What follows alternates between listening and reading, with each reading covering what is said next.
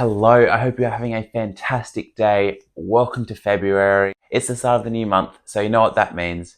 It's time to wrap up my reading for last month, have a look at the books I read, see how I ranked them, see what new books I got in the month of January, and let's look ahead to February and see what I'll be reading. The first book I read this year was Catching Fire by Suzanne Collins, book 2 of The Hunger Games, and I did this one on audio, and I ranked this a 4 out of 5. I found Catching Fire to be a fun follow-up to book 1, which I also had a really good time with and ranked about a 4 out of 5 as well.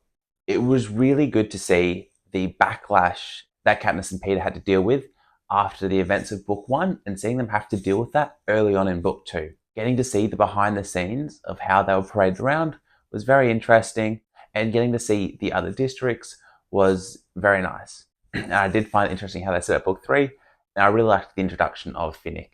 He became probably one of my favourite characters for the series. Going into the second book I read this month, that was The Ice by Ryan Cahill, a novella for his series The Bound and the Broken. And I think I can say this was the story and novella we were all hoping for as fans of The Bound and the Broken. The Ice covers an event that takes place right before the story of book 1 takes place, of Blood and Fire, and it's the event that sets up the whole series. So it's really interesting, and it's what we've all been waiting to see since reading book 1. Now, if you haven't heard of The Bound and the Broken, this series is if Eragon, the Inheritance Cycle, was written by John Gwynne and George R.R. Martin. So it's got that similar story to Eragon, but the writing, the characters, the world is all just so much better and so much more expanded upon. It's my favourite series of all time. So at the moment, The Bound and the Broken has 3 main novels and 3 novellas. The novellas all take place before the events of the series and give us little backstories to certain characters and certain events that we hear about in the main series. Also, lastly, I forgot to mention, I ranked Ice at 4.5 out of 5. It was incredible. The events of the actual story in the Ice were super interesting. They were fast paced. We got really good details into the backstories of some of our favourite characters, and we just got some really interesting events to see. Going into my third read of the month was Mockingjay by Suzanne Collins, the last and final book of The Hunger Games, and I gave this one a 4 out of 5 as well. Another really engaging book, super fast paced. It's very nice reading these Hunger Games books where they're all just very nice and short. They're all 10-hour audiobooks. So for me, who's currently listening to a Wheel of Time book at the moment that's 41 hours, it was really refreshing to listen to a whole trilogy in less than this one Wheel of Time book. Now, I absolutely loved the twists that this book went with. So with the Hunger Games, I really thought Katniss was just going to lead the whole rebellion and be the one in charge of all the changes that happened. I didn't see her being pulled around by different people trying to use her for their own gains and the amount of politicking that was going to take place. And there's also some other twists that if you haven't read the books, I won't spoil for you, that I was really enjoying. I found really satisfying. So I've got to say, overall, The Hunger Games was a very pleasant surprise for me.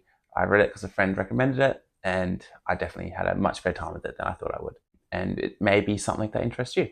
And the last fictional book that I finished in January was Murtagh by Christopher Paolini. This is a return to the world of Eragon, which was a sequel novel to the series The Inheritance Cycle, which I absolutely loved as a kid growing up. It was one of my favourite stories ever. But unfortunately, Murtagh was one of the most disappointing reads I've had recently, and I gave it a 2.5 out of 5. Following the side character Murtagh after the events of the Inheritance Cycle, I found this book just dragged. It made events way longer than they had to be, and it made a book that maybe could have been 300 to 400 pages, 600, 700 pages-ish. It was just too long for what it was, and I just lost interest and got bored with the story. I would probably read another book in this world again because of the love I have for the characters and for the world, but this book was too slow. It didn't build enough stake. I wasn't interested in the characters. There wasn't enough interesting characters, and yeah, it just fell flat for me.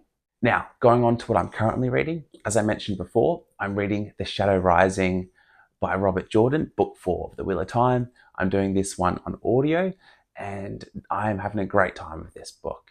I'm a little overwhelmed by the size of this series and how much time I'm going to have to spend to get through the whole series. I'm really realizing now that the scope of Wheel of Time is insane. The first 3 books take place within about a year. The amount of POVs that we get, the amount of worlds and different cities and different areas we get is just mind-blowing. The scope of this series is just insane. I think this is probably the most epic of epic fantasy I've come across, and until I read something like Malazan, I may not understand how rare this is to read a book series this large. But I gotta say, I'm enjoying it a lot so far, and it's definitely looking like a 4 to 5 out of 5. And the other book I'm reading right now is The Blade Itself by Joe Abercrombie. Obviously reading it in physical form, this one. And I think Joe Abercrombie is probably going to be one of my favorite authors of all time. This is the first book of his I've read, and the characters are just so enjoyable to spend time with. The humor is incredible. I can't say enough good things about it. It just feels like I'm reading a more enjoyable Game of Thrones, and I loved Game of Thrones. It's probably my number 2 series of all time. So looking at new books I got in January, I only got 2 new physical books. So one I picked up at a little local book nook, and that was I, Robot by Isaac Asimov, and I'm definitely interested in checking this one out. I love that this has a nice small page count, because as you'll notice, at the moment I'm reading a lot of big fantasy series, so I'm feeling like I might need a little break from them. And just seeing this, sitting in a little book nook around the corner from my house, I just had to grab it and check it out, knowing that it's such a big classic in the sci-fi genre. The other book I got my hands on is The Lonesome Crown. I picked this one up from my local Dimmicks. I got a gift card at Christmas time, so I'm super excited to check out The Five Warrior Angels by Brian Lee Durfee, and I'm pretty sure I'm going to love the series. So I thought, well, I got the chance, why not pick up another book from that series? I also acquired a Kindle this month, which I got for Christmas, and I've just lent that out to a friend at the moment so they can read The Bound the Broken. So lastly for this video, we've got my TBR. What will I be reading for the month of February? So obviously I'll be finishing off The Blade Itself and The Shadow Rising.